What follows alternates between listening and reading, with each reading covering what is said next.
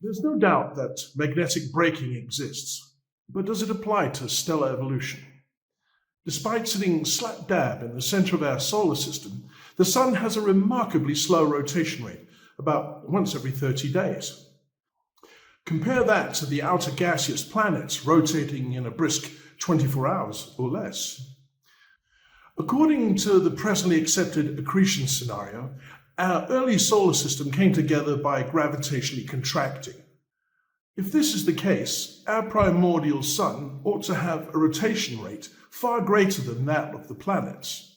Think of a spinning skater on ice pulling in their arms and spinning faster. Consequently, our Sun's exceptionally slow rotation is completely at odds with the laws of angular momentum.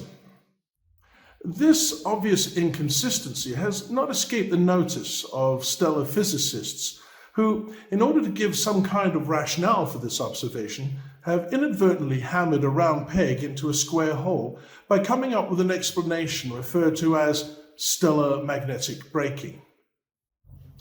The story goes that the Sun inaugurated nuclear fusion at its core, simultaneously creating its external magnetic field.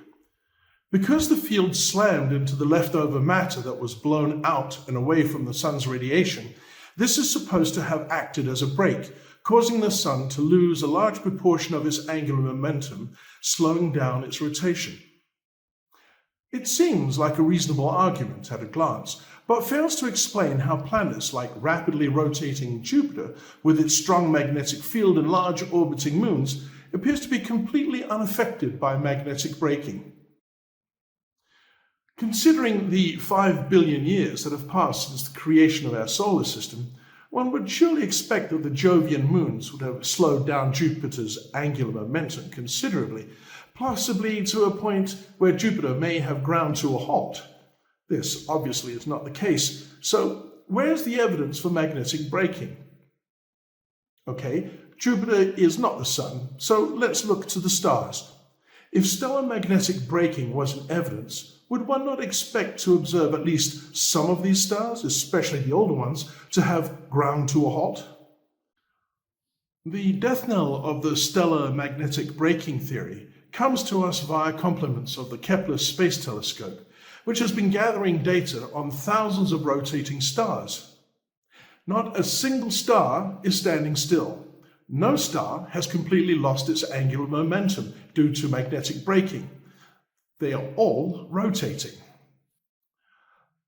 Even if we were to discard the accretion theory and adopt the contention that stars come about from gas nebulae plasma flux filaments, I would strongly suggest that within this framework, the laws of angular momentum still would apply. So, stripping away the fanciful stellar magnetic braking theory, this leaves us with the oh-so-slowly rotating Sun without a viable explanation. So, why does the Sun rotate so slowly?